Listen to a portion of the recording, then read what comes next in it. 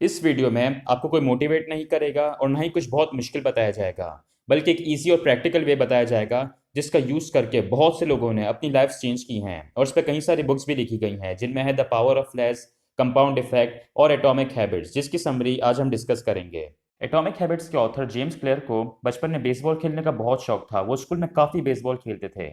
एक मैच के दौरान उनका एक टीममेट बैटिंग कर रहा था और जैसे ही उसने शॉट मारा, बेसबॉल उसके हाथ से छूट गया और जेम्स के मुंह पे लगा, दोनों आंखों के बीच में। उसकी वजह से जेम्स की नाक टूट गई, बहुत खून निकला और बहुत से स्कल फ्रैक्चर्स भी हो गए। उन्हें हॉस्पिटल ले जाया गया, जहां उनके माँ बाप भी आए। नर्स ने उन्हें चेक करने के लिए कुछ सवाल पूछे, जैसे ये कौन सा साल है, यूएस का प्रेसिडेंट कौन है। उन्हें इन सवालों के भी जवाब नहीं आ रहे थे। अगली सुबह वो ठीक से सांस ले पा रहे थे और काफ़ी बेहतर लग रहे थे, जिसकी वजह से उन्हें हॉस्पिटल से छुट्टी मिल गई। अगले कुछ महीने वो काफ़ी पेन में रहे और ठीक से देख भी नहीं पा रहे थे। एक साल बाद वो बेसबॉल में वापस आए, लेकिन उन्हें टीम में जगह नहीं मिली, जिससे वो बहुत उदास हो गए और रोने लगे। जिस स्पोर्ट के लिए उन्होंने इतनी मेहनत की थी, सिर्फ एक हादसे की वजह से उन्हें उसमें जगह नहीं मिल रही। उन्हें अपनी ज़िंदगी में अब कुछ भी अच्छा नहीं लग रहा था। स्कूल खत्म होने के बाद उन्होंने डेनिसन यूनिवर्सिटी में कॉलेज शुरू किया और यहीं से उनकी लाइफ चेंज होने लगी। उन्हें पता था कि बेसबॉल में अभी उन्हें जगह नहीं मिलेगी, इसलिए उन्होंने दूसरी चीज़ों पर ध्यान दिया। उन्होंने छोटी और अच्छी हैबिट्स डेवलप की, जैसे वो रोज़ जल्दी सोने लगे, अपने कमरे को हमेशा साफ रखते, एक्सरसाइज करते।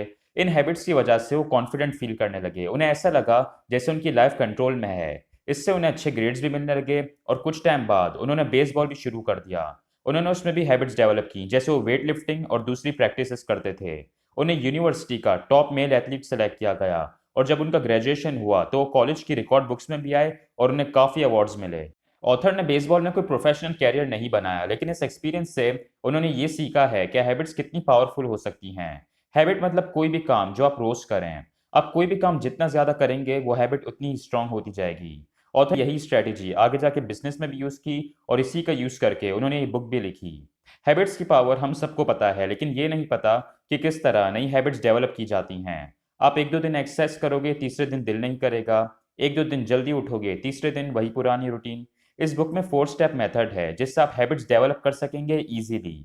Chapter 1, the fundamentals. 4 step process discuss करने से पहले आपको कुछ इंपॉर्टेंट बातें पता होनी चाहिए, वरना उस 4 स्टेप प्रोसेस का ज़्यादा फायदा नहीं होगा। इस चैप्टर में हम वही डिस्कस करेंगे। 1908 से 2003 तक ब्रिटेन साइकिलिंग की फील्ड में बहुत पीछे था। 100 सालों में ओलंपिक गेम्स में एक गोल्ड मेडल जीता था। साइकिलिंग की सबसे बड़ी रेस टूर de फ्रांस किसी ब्रिटिश साइकिलिस्ट ने नहीं जीती थी। उन्होंने काफ़ी कोचेस बदले, डिफरेंट स्ट्रेटजीज ट्राई की, लेकिन उन्हें कभी भी इस फील्ड में कामयाबी नहीं मिली। लेकिन 2003 में चीज़ें बदलने लगी। 2003 में ब्रिटेन ने डेव ब्रेल्सफोर्ड को as a performance director hire किया। इसके 5 साल बाद ओलंपिक गेम्स हुए, जिसमें साइकिलिंग के 60% मेडल्स ब्रिटेन ने जीते। 4 साल बाद फिर से ओलंपिक गेम्स हुए, जिसमें ब्रिटेन ने 9 ओलंपिक रिकॉर्ड्स और 7 वर्ल्ड रिकॉर्ड्स बनाए। उसी साल टूर de फ्रांस भी ब्रिटिश साइकिलिस्ट ब्रैडली विगिन्स ने जीती। उसके अगले साल ब्रिटिश साइकिलिस्ट क्रिस फ्रूम ने ये रेस जीती और फिर 2015, 16 और 17 में फिर से ये रेस जीती। अचानक ब्रिटेन ने इतना इंप्रूव कैसे कर लिया? डेव ब्रेल्सफोर्ड एक स्ट्रेटेजी में मानते थे। वो कहते थे कि अगर आप अपनी काम में छोटी छोटी इंप्रूवमेंट्स करो, तो मिलकर कुछ ही टाइम में बहुत बड़ा रिजल्ट देती हैं। डेव ने ब्रिटेन साइकिलिंग में बहुत सी छोटी इंप्रूवमेंट्स की, जैसे साइकिल की सीट्स चेंज की ताकि उनकी टीम ज़्यादा कंफर्टेबल फील करे, टायर्स में अल्कोहल रब किया ताकि अच्छी ग्रिप रहे, डिफरेंट कपड़ों के फैब्रिक्स ट्राई किए, डिफरेंट मसाज जेल्स ट्राई की ताकि मसल्स जल्दी रिकवर हों, अच्छी नींद के लिए पिलोज और मैट्रेसेस चेंज किए और हंड्रेड्स ऑफ स्मॉल इंप्रूवमेंट्स की, जिसने आखिर में बड़े रिजल्ट्स दिए। ये लेसन हर जगह देखा जा सकता है। मान लें आप डेली 5 पेजेस रीड करते हैं, जिससे साल की ऑलमोस्ट 8 बुक्स हो जाती हैं। अब 4 साल बाद आपका कोई रिलेटिव आपसे कहता है कि आप बहुत नॉलेजेबल हो। उसे ऐसा लग रहा है कि आप बहुत ज़्यादा पढ़ते हो, लेकिन ये जो बड़ा रिजल्ट है, इसका रीज़न है रोज़ की एक छोटी सी हैबिट। स्मॉल हैबिट्स में एक प्रॉब्लम है, और वो ये कि उससे आपको फॉरन रिजल्ट्स नहीं मिलते, और इसी वजह से लोग स्मॉल हैबिट्स को अंडर एस्टिमेट करते हैं। लेकिन अगर वो एक स्मॉल हैबिट कुछ टाइम तक चले, तो आपको बड़े रिजल्ट्स मिलते हैं। ऑथर ने एक्सप्लेन करने के लिए एक एग्जांपल दी है। मान लो आप लॉस एंजलिस से न्यूयॉर्क सिटी जा रहे हो, वो भी प्लेन में। अगर पायलट उस प्लेन की डायरेक्शन सिर्फ 3 डिग्री साउथ कर दे, तो आप न्यूयॉर्क के बजाय वाशिंगटन डीसी पहुंच जाएंगे। वाशिंगटन डीसी और न्यूयॉर्क दोनों बहुत दूर हैं, लेकिन आप इतना दूर पहुंचे सिर्फ एक छोटे से चेंज की वजह से। अगर आप अच्छी स्मॉल हैबिट्स डेवलप करेंगे, तो शुरू में वो चेंज बहुत ही छोटा लगेगा, लेकिन कुछ टाइम बाद आपकी लाइफ कुछ और ही होगी। यहाँ पे ऑथर ने एक और भी बात बताई है। वो कहते हैं कि गोल्स पे ध्यान देने के बजाय सिस्टम्स पे ध्यान दो, मतलब उन कामों पे जो आपको आपके गोल के करीब ले जाएं। ये नहीं सोचो कि आपको 5 किलो वेट कम करना है, बल्कि उसके लिए जो एक्सरसाइज करनी है, डाइट करनी है, उस पर ध्यान दो। मेरे चैनल पर कितने व्यूज़ और सब्सक्राइबर्स आते हैं ये पूरी तरह मेरे कंट्रोल में नहीं है। मुझे बस अच्छी से अच्छी वीडियोस बनानी है, अच्छे थंबनेल्स बनाने हैं, इसलिए मैं इन पे ध्यान दूंगा। एक बड़ा मसला जो लोग फेस करते हैं वो ये है कि उनकी हैबिट्स हमेशा नहीं रहती, कुछ टाइम बाद ख़त्म हो जाती हैं। हैबिट्स डेवलप करने के लिए आपको आगे 4 स्टेप मेथड बताया जाएगा, लेकिन उससे पहले ये समझ लें कि एक चीज़ जो हमेशा रहती है वो है आइडेंटिटी। आइडेंटिटी मतलब आप अपने बारे में क्या सोचते हैं, अपने बारे में आपके क्या बिलीव्स हैं। अगर आप सोचते हैं कि आप एक लेज़ी इंसान हैं तो आप लेज़ीनेस ही शो करेंगे। अगर आपको लगता है कि आप एक मेहनती इंसान हैं तो आप मेहनत करेंगे। आप अपने बारे में क्या सोचते हैं ये सबसे ज़्यादा मैटर करता है। अपनी लाइफ चेंज करने के लिए आपको अपनी आइडेंटिटी चेंज करनी होगी। मुझसे पढ़ाई नहीं होती, मैं बहुत सुस्त हूँ, मुझसे सुबह उठा नहीं जाता, ये सारे बिलीव्स आपको अपने अंदर से ख़त्म करने होंगे, और उसका सबसे बेस्ट वे है हैबिट्स। आपकी अभी जो आइडेंटिटी है वो आपकी प्रेजेंट हैबिट्स की वजह से है। अगर आप सोचते हो कि आप बहुत सुस्त हो तो शायद आप ऐसा इसलिए सोचते होगे क्योंकि आप देर से उठते होगे, या आपके जो काम है वो आप ख़त्म नहीं करते होगे। अगर आप सोचते हो कि आप बहुत अनहेल्दी इंसान हो तो ऐसा आप इसलिए सोचते होगे क्योंकि आप बहुत जंक फूड खाते होगे, आप एक्सरसाइज नहीं करते होगे। अब सोचो कि अगर आप अगले 2 महीनों तक हेल्दी खाना खाओ और डेली एक्सरसाइज करो तो क्या आप अपने आप को एक हेल्दी इंसान नहीं समझोगे? बिल्कुल समझोगे। आपका बिलीफ चेंज हो जाएगा। आप अपने आप को एक डिसिप्लिन इंसान भी समझोगे। जब आपकी हैबिट्स बदलेंगी आपकी आइडेंटिटी चेंज होगी, और जब आपकी आइडेंटिटी चेंज होगी आपकी ज़िंदगी बदल जाएगी। सबसे पहला स्टेप है ये सोचना कि आपको क्या बनना है। जैसे मैं एक रीडर बनना चाहता हूँ, एक हेल्दी इंसान बनना चाहता हूँ जो रोज़ एक्सरसाइज करे, एक हार्ड वर्किंग इंसान बनना चाहता हूँ जो रोज़ सुबह जल्दी उठ के पढ़ाई करे, वक्त पे अपने असाइनमेंट्स पूरे करे। सेकंड स्टेप है हैबिट्स। मुझे डेली रीडिंग करनी होगी ताकि मैं अपने आप को ये प्रूव कर सकूं कि मैं एक रीडर हूँ। डेली एक्सरसाइज करनी होगी ताकि मेरा बिलीफ चेंज हो और मैं अपने आप को एक हेल्दी इंसान समझूं। डेली जल्दी उठ के पढ़ाई करनी होगी ताकि मेरे बिलीफ चेंज हो और मैं अपने आप को एक हार्ड वर्किंग इंसान समझूं। अब हैबिट्स किस तरह इजीली चेंज कर सकते हैं ये हम डिस्कस करते हैं। हैबिट का एक 4 स्टेप प्रोसेस होता है। स्टेप 1 है क्यू, मतलब कोई ऐसी चीज जो आपको कोई काम याद करवाए। जैसे डोरबेल बजती है तो आपको दरवाजा खोलना याद आता है। अगर आप रोज 5 बजे वर्कआउट करते हो तो 5 बजते ही आपको वर्कआउट याद आएगा। भूख लगती है तो खाना याद आता है। मोबाइल देखते हो तो गेम याद आती है। दूसरा स्टेप है क्रेविंग, मतलब किसी भी चीज को चाहना। हम कोई काम उस वक्त तक नहीं करते जब तक हम उसे चाहें नहीं। हैबिट में कुछ ऐसा होना चाहिए जो हमें अच्छा लगे। जैसे सिगरेट और ड्रग्स से सुकून मिलता है। लोग ज्यादा खाते हैं क्योंकि उसमें उन्हें मजा आता है। डेली जिम जाते हैं क्योंकि उन्हें एक अच्छी बॉडी चाहिए होती है। स्टेप 3 है रिस्पॉन्स, मतलब एक्शन।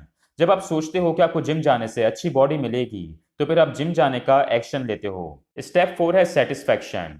अगर आपको वो एक्शन करने के बाद सेटिस्फैक्शन मिलेगी, मतलब मजा आएगा, तो आपका ब्रेन उसे नेक्स्ट टाइम के लिए रिकॉर्ड कर लेगा, और फिर जब भी वो क्यू आपको नजर आएगा तो आपका वही रिस्पॉन्स होगा। शुरू के 3 स्टेप से आप कोई भी एक्शन ले सकते हैं, और अगर उसे हैबिट बनाना है तो आपको स्टेप 4 फॉलो करना होगा। अगर एक भी स्टेप मिस हुआ तो हैबिट नहीं बनेगी। इस 4 स्टेप प्रोसेस को माइंड में रखते हुए मैं आपको हर स्टेप को पूरा करने के लिए कुछ तरीके बताऊंगा जिससे आप चारों स्टेप्स इजीली पूरे कर सकोगे और कोई भी हैबिट बना सकोगे या छोड़ सकोगे। Chapter 2, the first law, make it obvious. Habits automatic होती हैं। जब हम अपनी डेली हैबिट्स करते हैं तो हम बिना सोचे उन्हें कर पाते हैं, हमें पता भी नहीं चलता। एक बार एक डॉक्टर अपनी फैमिली के साथ बैठी हुई थी। उसके जो फादर इन लॉ थे वो उसे ठीक नहीं लगे। उन्होंने अपने फादर इन लॉ से कहा, आप मुझे ठीक नहीं लग रहे। उनके फादर इन लॉ ने रिप्लाई किया, मैं बिल्कुल ठीक हूँ। तो डॉक्टर ने कहा, नहीं आप मुझे ठीक नहीं लग रहे, आप मेरे साथ हॉस्पिटल चलें। कुछ घंटे बाद उस फादर इन लॉ का ऑपरेशन हो रहा था। वो एक हार्ट अटैक से बच गए। यहाँ पे डॉक्टर को भी एग्जैक्टली नहीं पता कि उसने क्या देखा, ये बस उसकी डेली हैबिट का हिस्सा है। जब भी पेशेंट ठीक नहीं होता तो डॉक्टर को पता चल जाता है। इसी तरह एक जंग के वक्त कमांडर माइकल रायली ने अपनी बैटलशिप को एक दुश्मन के मिसाइल से बचाया। उन्होंने रेडार पे देखा कि कोई मिसाइल आ रहा है, लेकिन वो मिसाइल और उनके खुद के प्लेन्स रेडार पे बिल्कुल एक जैसे दिखते थे। कोई भी ऐसी चीज नहीं थी जो अलग दिखती हो, लेकिन फिर भी उन्हें पता चल गया कि ये दुश्मन का ही मिसाइल है। और कैसे पता चला वो ये खुद भी नहीं जानते। इन एग्जाम्पल से पता चलता है कि हैबिट्स बहुत ऑटोमेटिक होती हैं। एक तरह से ये चीज़ अच्छी भी है और बुरी भी। बुरी इसलिए क्योंकि कई बार हम बिना सोचे बुरी हैबिट्स भी करते हैं। जैसे रोज सुबह उठते ही फ़ोन चेक करते हैं, अलार्म में बार बार स्नूज बटन दबाते हैं, दोस्तों से बात करते हुए दूसरों की बुराइयां करते हैं। हमें इनके बारे में पता भी नहीं चलता। इसके लिए ऑथर ने एक सोल्यूशन दिया है जिसे कहते हैं हैबिट स्कोर कार्ड। जापान के शहर टोक्यो में जो ट्रेन्स होती हैं वहाँ पे एक अलग सिस्टम है। जो ट्रेन ऑपरेट कर रहा होता है वो बीच बीच में कई सारी चीज़ें बोल रहा होता है। जैसे जब ग्रीन लाइट होती है तो कहते हैं लाइट ग्रीन हो गई। बीच बीच में ट्रेन की स्पीड बताते हैं। जब कोई प्लेटफॉर्म छोड़ते हैं तो बताते हैं। ये सब इसलिए कहते हैं ताकि उन्हें पता चले कि सब ठीक से हो रहा है या नहीं। कहीं ट्रेन की स्पीड तो ज़्यादा नहीं हो गई, कहीं वो किसी प्लेटफॉर्म पर लेट तो नहीं पहुंचे। हैबिट स्कोर कार्ड बहुत सिंपल है। आपको भी इस ट्रेन ऑपरेटर की तरह अपनी बुरी हैबिट्स के बारे में अवेयर होना है। एक लिस्ट बनाइए जिसमें आपको अपनी सारी हैबिट्स लिखनी है सुबह से लेकर रात तक। जैसे आपकी लिस्ट ऐसी हो सकती है: नंबर 1 सुबह उठना, नंबर 2 अलार्म बंद करना, नंबर 3 फ़ोन चेक करना, नंबर 4 नहाने जाना, नंबर 5 ब्रश करना, नंबर 6 कपड़े पहनना, नंबर 7 चाय बनाना। लिस्ट बनाने के बाद आपने अच्छी हैबिट्स के आगे प्लस का साइन लगाना है और बुरी हैबिट्स के आगे माइनस का साइन। और जो हैबिट्स ना अच्छी हैं और ना ही बुरी, उनके आगे इज इक्वल्स टू का साइन। इस लिस्ट में नहाने की हैबिट अच्छी है, फ़ोन चेक करने की हैबिट बुरी है, कपड़े पहनने की हैबिट न्यूट्रल है। इस लिस्ट से आपको पता चलेगा कि कौन सी हैबिट्स एलिमिनेट करनी है, लेकिन अभी कुछ भी नहीं करना। अभी आपको सिर्फ इनके बारे में अवेयरनेस होनी चाहिए। बुरी हैबिट्स को खत्म करने के लिए ये सबसे पहला स्टेप है। बुरी हैबिट्स के बारे में बात कर ली, अब अच्छी हैबिट्स कैसे डेवलप करें। 2001 में एक रिसर्च हुई जिसमें 3 ग्रुप्स बनाए गए। रिसर्च में जो लोग थे उन्हें एक्सरसाइज की हैबिट बनानी थी। पहले ग्रुप को एक्सरसाइज करने का बोला और साथ में नोट भी करें कि वो कितने एक्सरसाइज कर रहे हैं। सेकंड ग्रुप को नोट करने का बोला और साथ में मोटिवेशन भी दी। उन्हें एक्सरसाइज के फायदे बताए गए जिससे वो थोड़ा मोटिवेटेड हो गए।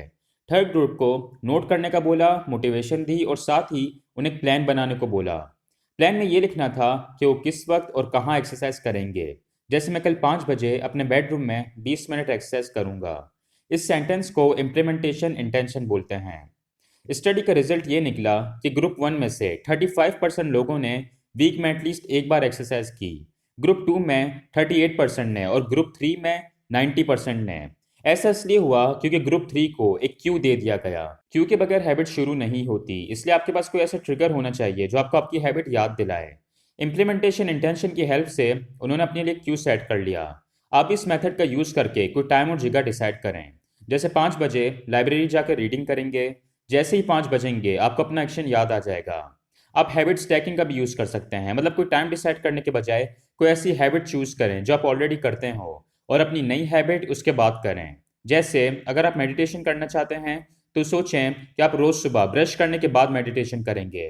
ब्रश करना आपकी एक रोज़ की हैबिट है और ये हैबिट आपकी नई हैबिट के लिए क्यों बन जाएगी। इसी तरह मैं स्कूल से आने के बाद 10 मिनट रीडिंग करूंगा, डिनर के बाद वॉक पे जाऊंगा, एसेट्रा। एनी थॉर्नडाइक एक फिजिशियन है जो चाहती थी कि उनके हॉस्पिटल में लोग सोडा कम पिएं और पानी ज़्यादा पिएं। इसके लिए उन्होंने अपने हॉस्पिटल के फ्रिजेस में ज़्यादा से ज़्यादा पानी रखा, नई नई जगहों पर पानी रखा जहां लोगों की नज़र पड़े। इसकी वजह से सोडा की सेल 11% कम हो गई और पानी की सेल 25% बढ़ गई। इससे हमें पता चलता है कि क्यूज के लिए इन्वायरमेंट कितना ज़रूरी है। लोगों ने ज़्यादा पानी इसलिए पिया क्योंकि उन्हें ज़्यादा पानी दिखा। इसके लिए किसी विल पावर की ज़रूरत नहीं पड़ी। अपने इन्वायरमेंट में क्यूज ऐड करें जो आपको आपकी हैबिट के बारे में याद दिलाएं। जैसे लाइब्रेरीज में कई जगहों पर साइलेंस का साइन लगा होता है ताकि लोगों को साइलेंट रहना याद रहे।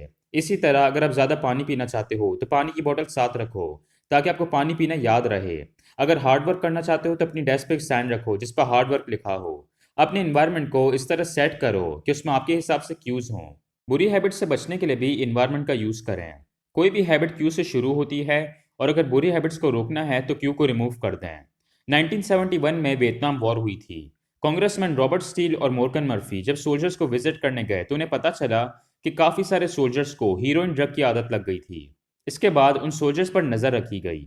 जब सोल्जर्स अपने घर वापस आए तो 90% ने हीरोइन को हाथ भी नहीं लगाया। उनकी एडिक्शन ख़त्म हो गई। इसका रीज़न था इन्वायरमेंट चेंज होना। जब सोल्जर्स वियतनाम में थे तो उन्हें कई सारे क्यूज मिलते थे जिनसे उन्हें हीरोइन याद आती थी। जैसे वहाँ हीरोइन मिलना आसान था, उन्हें वॉर का स्ट्रेस होता था जिसकी वजह से वो ड्रग कंज्यूम करते थे, उनके दोस्त होते थे जो हीरोइन एडिक्ट्स थे। जब वो घर वापस आए तो सारे क्यूज रिमूव हो गए और उन्हें हीरोइन इतनी याद नहीं आई। इन शॉर्ट, अच्छी हैबिट्स क्रिएट करने के लिए इम्प्लीमेंटेशन इंटेंशन, हैबिट स्टैकिंग और इन्वायरमेंट का यूज़ करें। बुरी हैबिट से बचने के लिए हैबिट स्कोर कार्ड और इन्वायरमेंट का यूज़ करें। Chapter 3, the second law, make it attractive. आप कोई भी काम उस वक्त करते हैं जब वो काम करने का आपका दिल करे। फूड कंपनीज एड्स चलाती हैं और इन एड्स में मेल्ट हुआ हुआ चीज़, बहुत सारे चिकन और कई सारी चीज़ें दिखाती हैं जिससे फूड अट्रैक्टिव लगे। क्लोथ इंडस्ट्री में बड़े मॉडल्स को हायर किया जाता है ताकि उनके कपड़े भी अट्रैक्टिव लगें। जिम्स अपनी एड्स में ऐसे लोगों को लेते हैं जिनकी बॉडी अट्रैक्टिव हो। सोशल मीडिया पे मिनट्स में आपको कई सारे लाइक्स और कमेंट्स मिलते हैं जो रियल लाइफ में नहीं होता। इसलिए अच्छी हैबिट्स बिल्ड करने के लिए उनका अट्रैक्टिव होना बहुत ज़रूरी है। 1954 में एक स्टडी हुई थी जिसमें चूहों के ब्रेन में इलेक्ट्रोड्स लगाए गए थे। इससे हुआ ये कि चूहों के ब्रेन में डोपामिन रिलीज होना बंद हो गया। डोपामिन आपके ब्रेन में रिलीज होने वाला एक केमिकल है। आपको जब भी किसी चीज़ की ख्वाहिश होती है, कुछ डिज़ायर होती है, तो ये केमिकल रिलीज होता है, फिर आप वो चीज़ करते हैं। जैसे स्मोकिंग, ड्रिंकिंग, जंक फूड खाना, वीडियो गेम्स खेलना। ये चीज़ें करने से हमारे ब्रेन में डोपामिन रिलीज होता है और हमें वो काम करने में बहुत मज़ा आता है और आदत लग जाती है। जब रिसर्चर्स ने चूहों के ब्रेन में डोपामिन रोक दिया तो कुछ भी नहीं कर रहे थे। ना वो खाना खा रहे थे, ना वो सेक्स कर रहे थे। उनका कुछ भी करने का दिल नहीं चाह रहा था क्योंकि उन्हें डोपामिन नहीं मिल रहा था और कुछ ही दिनों में वो प्यास से मर गए। दूसरी स्टडी में उन्होंने ये किया कि जब भी चूहे बॉक्स पर अपनी नोज मारते तो रिसर्चर्स उनके ब्रेन में डोपामिन रिलीज करते। इसकी वजह से उन्हें इतना मजा आ रहा था कि वो बार बार अपनी ही नोज बॉक्स पे मार रहे थे। डोपामिन्स के बारे में एक और चीज भी जान लें। डोपामिन्स आपको सिर्फ स्मोकिंग करने के बाद या जंक फूड खाने के बाद नहीं मिलते, बल्कि जब पहले आप उसके बारे में सोचते भी हैं तो उससे भी डोपामिन्स रिलीज होते हैं और आप उस काम को करने के लिए एक्साइटेड हो जाते हैं। तो अब सवाल ये है कि आप कैसे अपनी हैबिट्स को अट्रैक्टिव बना सकते हैं ताकि आपका उन्हें करने को दिल करे। इसका पहला तरीका है टेम्पटेशन बंडलिंग। मतलब आप जो हैबिट बिल्ड करना चाहते हैं उसे किसी ऐसी चीज के साथ मिक्स कर दें जो आपको पहले से पसंद हो। जैसे रोनान बार्न एक इलेक्ट्रिकल इंजीनियर हैं जो एक्सेस करना चाहते थे और उन्हें नेटफ्लिक्स देखना बहुत पसंद था। उन्होंने अपनी इंजीनियरिंग स्किल्स से एक प्रोग्राम बनाया और उसे अपनी साइकिलिंग मशीन और टीवी के साथ कनेक्ट किया। अब नेटफ्लिक्स उसी वक्त चलेगा अगर वो अपनी साइकिल एक पर्टिकुलर स्पीड में चलाएं। बिजनेसेस भी इसी टेक्निक का यूज करते हैं। जैसे एबीसी चैनल हर थर्सडे 3 टीवी शोज चलाता था। जब इन टीवी शोज की ऐड आती थी तो व्यूवर्स से कहते थे कि वो शो देखते हुए पॉपकॉर्न और ड्रिंक भी साथ रखें। एबीसी चैनल चाहता था कि लोग उनका शो देखें और उन्हें पता था कि व्यूवर्स को ड्रिंक और पॉपकॉर्न ऑलरेडी पसंद है और इसीलिए उन्होंने इन दोनों चीज़ों को मिक्स कर दिया जिससे उनका शो भी अट्रैक्टिव लगे। बीच में मुझे बहुत ज़्यादा खाने की आदत हो गई थी और वो इसीलिए हो गई थी क्योंकि मैं हमेशा खाते वक्त अपना फेवरेट टीवी शो देखता था जिससे खाने की आदत मुझे बहुत ज़्यादा अट्रैक्टिव लगने लगी थी। अगर कोई ऐसी हैबिट है जिसके साथ आप कोई दूसरा काम नहीं कर सकते, जैसे पढ़ाई के साथ आप कुछ और नहीं कर सकते, तो इसे अट्रैक्टिव बनाने के लिए अपने आप को कोई रिवॉर्ड दीजिए। जैसे पढ़ाई करने के बाद 1 घंटा कोई टीवी शो या दोस्तों के साथ खेलना जो आपको अच्छा लगे। इसके अलावा एक और तरीका भी है। सूजन पोल्गर एक चेस प्लेयर हैं जिसने 4 इयर्स की एज में चेस शुरू किया और 6 महीने बाद वो अडल्ट्स को हरा रही थी और काफ़ी सारी चैंपियनशिप्स भी जीती। सूजन की छोटी बहन सोफिया 14 इयर्स की एज में एक वर्ल्ड चैंपियन थी और कुछ सालों बाद चेस की ग्रैंड मास्टर बन गई। सबसे छोटी बहन जूडेट टॉप 100 चेस प्लेयर्स की लिस्ट में आने वाली सबसे यंग प्लेयर है। 27 इयर्स तक वो नंबर 1 फीमेल चेस प्लेयर रही, यंगेस्ट ग्रैंड मास्टर बनी। इन सारी बहनों का सक्सेस का सीक्रेट है इन्वायरमेंट। हम वो चीज़ें बहुत करते हैं जो हमारे इन्वायरमेंट में, मतलब हमारे आसपास के लोग कर रहे हो, हमारे आसपास हो रही हो। अगर आपके फ्रेंड्स सिगरेट पीते हैं तो चांसेस हैं कि आप भी पिएं। अगर आपके फैमिली मेंबर्स सुबह जल्दी उठते हैं तो आप भी जल्दी उठेंगे। अगर आपके कॉलीग्स बहुत ज़्यादा मेहनत करते हैं तो आप भी करेंगे। इन बहनों के घर में बचपन से ही चेस खेला जाता था। उनके पेरेंट्स उनके साथ चेस खेलते। घर में चेस की बुक्स होती, फेमस चेस प्लेयर्स की पिक्चर्स, डिफरेंट टूर्नामेंट्स में पार्ट लेना। हम इंसानों की डिज़ायर होती है कि हम किसी से अलग ना हो, हम अपनों के साथ रहें, कोई हमें किसी ग्रुप से निकाल ना दे, अलग ना कर दे। इसीलिए हम दूसरों को कॉपी करते हैं। कई बार हमें वो हैबिट्स अच्छी भी नहीं लगती लेकिन फिर भी हम वो करते हैं ताकि हम उस ग्रुप से अलग ना हो जाएं। आप बर्थडे किस तरह सेलिब्रेट करते हैं, किस तरह बात करते हैं, हर एक चीज़ आपके आसपास के लोगों से मिलती होगी। अब आप इस चीज़ का फ़ायदा भी उठा सकते हैं। आप जो हैबिट्स बिल्ड करना चाहते हैं उसके लिए इस तरह के इन्वायरमेंट में रहें, इस तरह के लोगों में रहें जिनके अंदर वो हैबिट्स हों। जैसे मैंने कुछ सालों पहले एक मार्शल आर्ट्स क्लब ज्वाइन किया था जिसके बाद मेरी एक्सरसाइज की आदत बन गई और मैंने अपनी फिटनेस का उस वक्त से काफ़ी ध्यान रखा है। अगर रिलीजियस बनना चाहते हो तो ऐसे दोस्त बनाओ, ऐसे लोगों में घूमो। अब बात करते हैं बुरी हैबिट्स की। आपने उन्हें अनअट्रैक्टिव बनाना है, कुछ ऐसा करना है कि आपका उनका करने को दिल ही ना करे। और ये कैसे करना है ये मैं आपको एग्जाम्पल से समझाता हूँ।